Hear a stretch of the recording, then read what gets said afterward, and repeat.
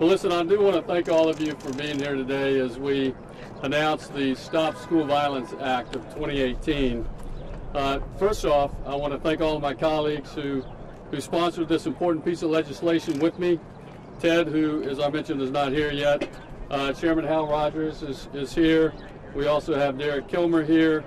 And I'd also like to recognize in a special way Mark Barton, who is here from the Sandy Hook Promise. Thank you, Mark, for everything that your organization is doing across the country already to address school safety.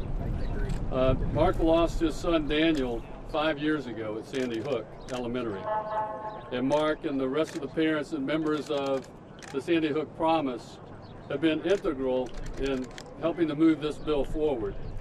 And I can tell you, as a career police officer and sheriff for 12 years in my hometown of Jacksonville, Florida, I know firsthand the importance of communities working together with their law enforcement agencies to keep people safe. The goal of this bill is to invest in early intervention and prevention programs in our local schools so that our communities and law enforcement can be partners in preventing violent events from happening in the first place. We need to give students, teachers, law enforcement the tools and training they need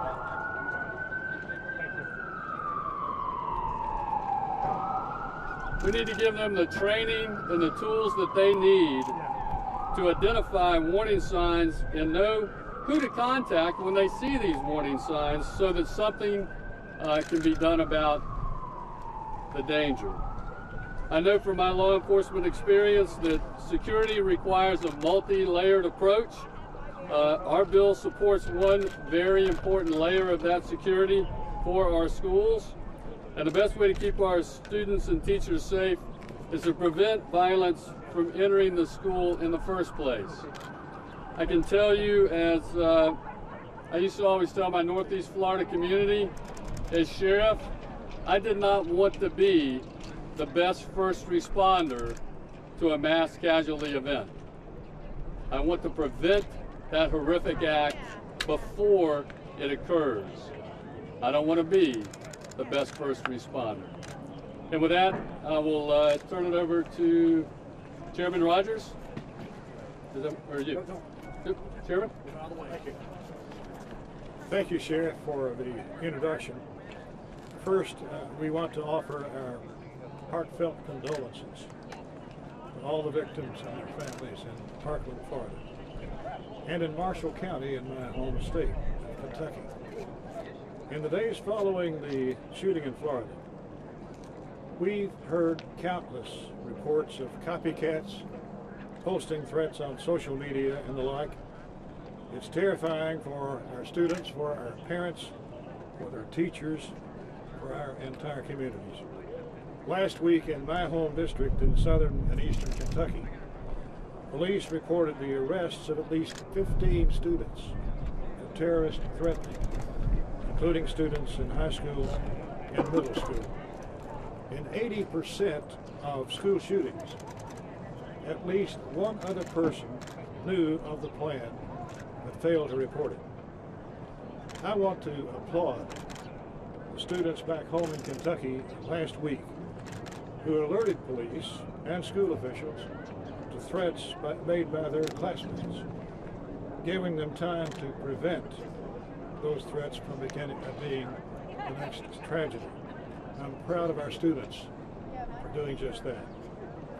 It's a grave and devastating reminder that we must do more. There's not a single answer to prevent all future violence, but we must make a coordinated effort to make our kids feel safe when they go to school. The Stop School Violence Act is a step in the right direction, and I'm proud to stand here with a bipartisan group of members of Congress and these passionate advocates to take action. Almost 21% of students are experiencing some form of bullying at school. This bill would provide grants to states to bring proven early intervention programs to our nation's schools and communities. to help youth suicide and violence. It will train students, educators, and law enforcement about the warning signs and how to stop tragedies before they happen. And I believe it will save lives. Once this bill is passed, I will be working through my role on the Appropriations Committee to ensure this new program receives robust funding, that we can give our schools the tools that they need to keep our kids safe. So I'm happy to join my colleagues in this bipartisan effort to stop violence in our schools. Mr. Sheriff. Representative Kilmer. Thank you. I'm Derek Kilmer from Washington State. We're here today again because the leaders of our country need to do better. They need to do better for parents like Mark and other families from Newtown. They need to do better for the survivors of Columbine. They need to do better for the students of Virginia Tech. They need to do better for our own colleagues, Gabby Giffords and Steve Scalise. They need to do better for concert goers and movie goers and church goers and party goers, and they need to do better for Parkland. Many of the students who survived the incident in Parkland came to DC today, and so many people could have done better for them. Tips weren't investigated, people who could have helped didn't. But nobody could have done more for the nation's kids to protect them from gun violence than the United States Congress. Congress has had so many moments of silence, but not enough moments of action. And it has the power to give heroic teachers and students a fighting chance. Listen, there are things that have bipartisan support, from expanding background checks to addressing bump stocks and magazine capacity. But today we're here to talk about an important first step, and that's the Stop School Violence Act. I'm here today because I want my daughters to feel safe when they go to school. I've got an 8-year-old and an 11-year-old, and when I drop them off at school, I want them to be excited about the day ahead, not fearful for their safety. And I'm grateful to this bipartisan group of my colleagues who've shown the willingness to work with each other so teachers and administrators have more tools to intervene in the life of a troubled student, so more people have easier ways to report things that don't seem right. I hope others will follow this example and allow a vote on the Stop School Violence Act and other legislation that does a better job of protecting our kids. I hope the adults in Congress on the fence about some of these issues show as much courage as the kids from Parkland, and are inspired by the courage that those kids have shown that saved lives when someone with a gun showed up at their school, and afterwards when they wanted the world to do something about it so that it never happens again. And I hope Americans who are fed up with seeing piles of backpacks in school parking lots, and who are tired of seeing kids walking out of their schools with their hands up, and who are tired of seeing mothers planning their kids' funerals on the nightly news, take action, because that's how change happens. Let's pass this bill and do a better job as a society on this issue of gun violence. Let's do it for our kids from Parkland and for kids all over this country. And let's do it right now. And with that, I'll kick it over to my colleague, Congressman Bacon.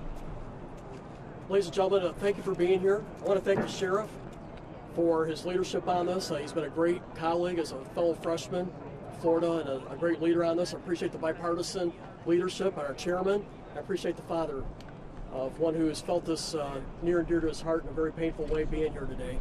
I'm Don Bacon. I'm from Omaha, Nebraska. I just want to speak from the heart just for a few minutes on this. Now, I served 30 years in the Air Force. I was deployed 4 times. And our poor the students who had to witness what they went through down at Parkland and in other schools is something we don't want any of our children to have to go through, let alone to be wounded or killed, or a father or a mother feel the pain, that terrible pain of losing a child. It's happened all too often. They've seen things that folks in the military do not want to see or go through. And that's what strikes me as a military guy, that our teenagers in schools are witnessing things that me as a 30-year veteran would never want to witness. And we owe better. And we need to find ways for solutions. And I don't think this is the only answer, but this is one of the answers that will help provide better security and better chances for our kids to live in a safe environment.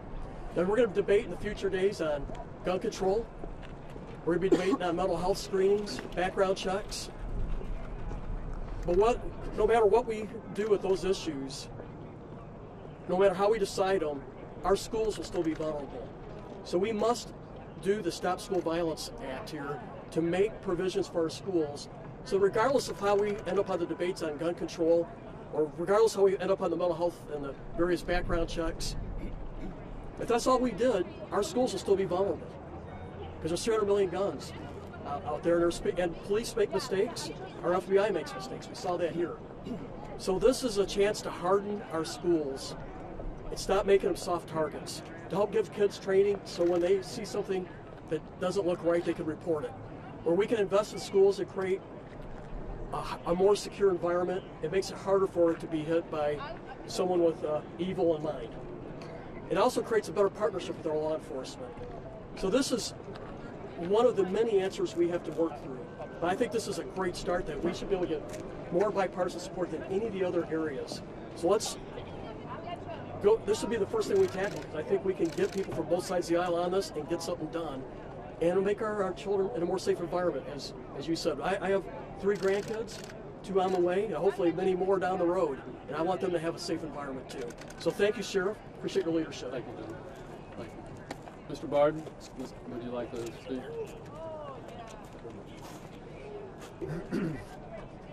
Well, I'd like to thank all these representatives here, Rutherford, Rogers, Kilmer, Bacon. I think Deutsch is trying to join us as well. And it is amazing to see this effective, sustainable policy on the table for discussion. And I'd appreciate you all your support on this. My name is Mark Barden. I'm a father of 3 children, the youngest of whom was shot and killed at Sandy Hook Elementary School on December 14, 2012. Daniel was 7 years old in his first grade classroom.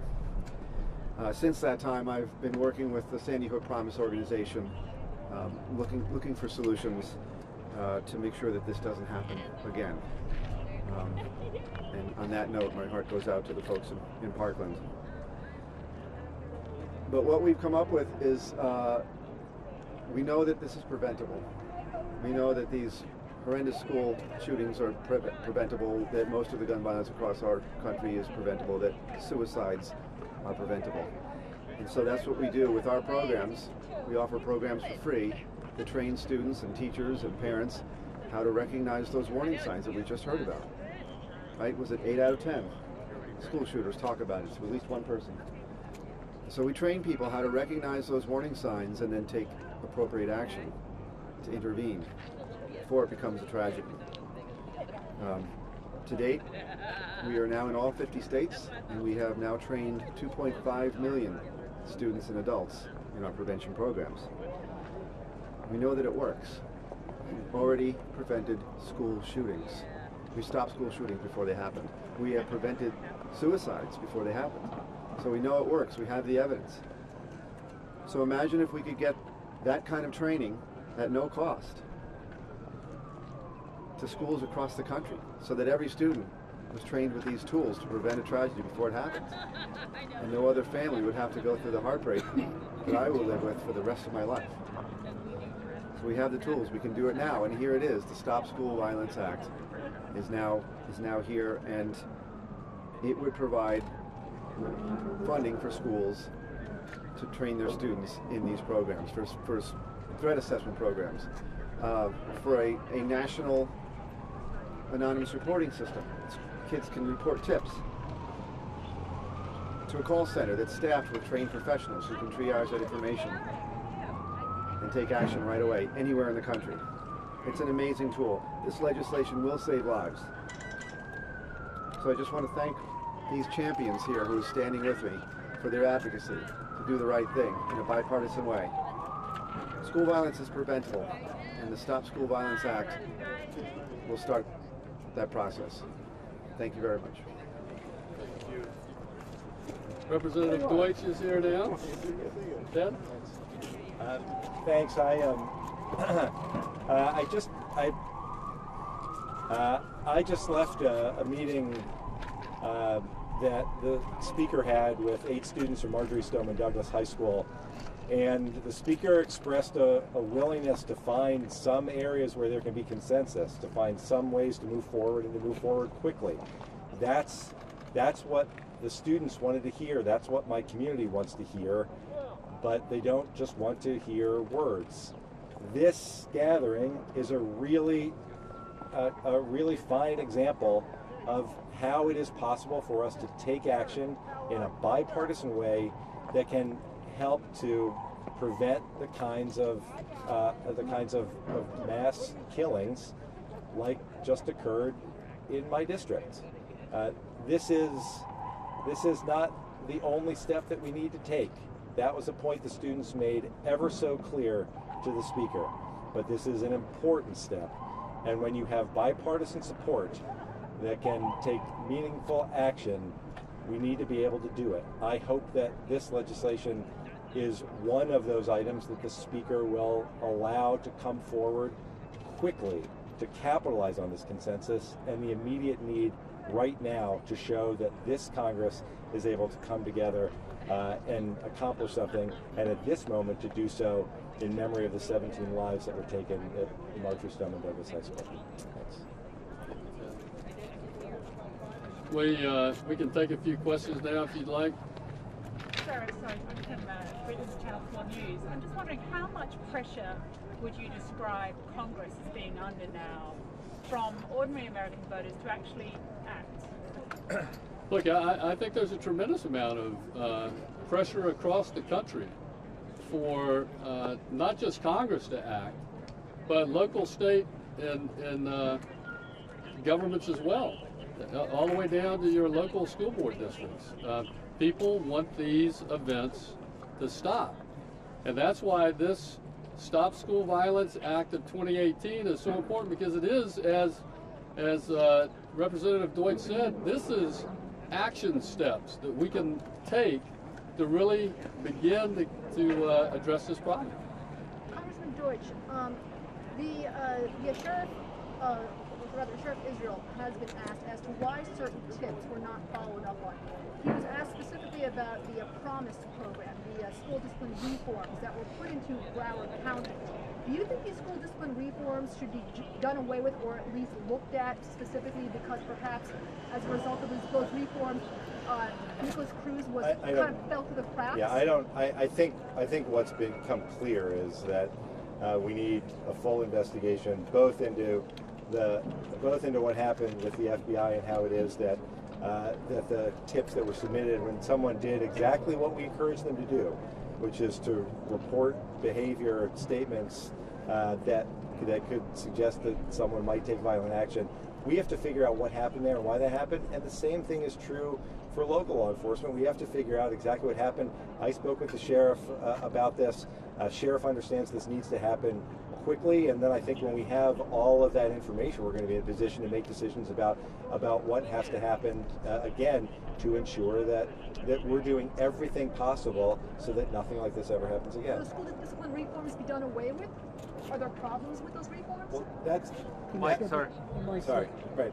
As I said, we're going through the process now of conducting this full investigation, which is going to include all of the allegations that are out there, all of the concerns that people have, and then I think when we have all of that in hand, we're going to be in a better position to take whatever action is necessary to keep our community, and in this case in particular, our schools safe. Congressman, can you elaborate on the meeting with the speaker? I mean, did he give any assurances, any timelines? What other details came out of that meeting? Well, the students were very clear as they've been throughout their visit here. They've met with a big cross-section of the House and Senate, both Democrats and Republicans, who have been, our colleagues have been very generous with their time and have listened to these students talk about the fact that assault weapons is the common denominator in these mass shootings. That's why they support banning these weapons of war. They had an interesting discussion with the speaker where the speaker talked about the need to draw the line, pointing out that that machine guns are illegal. So the question, not for this debate, but the debate that they look forward to having is why assault weapons aren't closer to fully automatic weapons and machine guns than they are to handguns. But that he acknowledged that that's not going to happen quickly. That's a longer-term debate. Banning high-capacity magazines is a longer-term debate, according to the speaker. The students understand that, but they also are looking for ways to to see something happen now, something like this bill, but also universal background checks, which has such broad support. The Speaker expressed a willingness to look at and explain that they've been looking at the issue of the NICS database and ways to strengthen it. He also said that he would like to move quickly to take some action and to give members the opportunity to vote on the floor. My hope is, on behalf of these kids, on behalf of everyone who is so horrified by what happened again in South Florida, as it's happened in so many places, is that the statements that these students heard all day today, which were really welcome to them, will actually lead to the kind of action that the Speaker said he's interested in taking. Congressman? Let me make the point too that, look, the importance of this bill, but one of the main elements in this bill is the DOJ has developed a comprehensive threat assessment tool for facilities, school facilities, that we can now take out to schools all across America through this bill and harden the target. In fact, there was I saw one report where an administrator saw Mr. Cruz, or Nicholas Cruz, exit an Uber vehicle with a bag, walking briskly toward the school, or I think she said purposeful. And there may be, certainly that would imply to me that some hardening of the target, the facility itself, is certainly a missed opportunity as well in this case. Have you heard any? Yes, sir. Do you think private schools are less of a risk or more of a risk for school violence than public schools? I believe all schools are at risk. Charter schools, private schools, they're equally at risk, and the reason is there's a high density of children there, and these individuals that are looking to commit these mass mass killings, that's where they're going to look. I would just add, yes, we are absolutely as equally concerned about what might happen at a private school as we are at a public school. We're also, however, equally concerned about the threats to people at nightclubs, and the threats to people on college campuses, and the threats to people in every place that they might be in the public. So the reason, the message that the students from Stoneman Douglas made repeatedly throughout their visit here was that they are absolutely committed to ensuring that schools are safe. But this is also a public safety matter, because the people who went to that concert in Las Vegas weren't in a school, and the people who went to the club at Pulse weren't in a school, but they deserve to be free from the same kind of mass gun violence that claimed the lives of 17 students and teachers in Parkland. One more? Yes, sir. Has the Trump administration signaled to you that they like the bill or they don't like the bill? Have they said anything about it? Ted, I think the response from the president has been very positive, right? Nothing definitive yet. We had heard some. I don't have anything definitive on that, but hopefully we will before the end of the week. Okay. Thank you all very much. Appreciate it.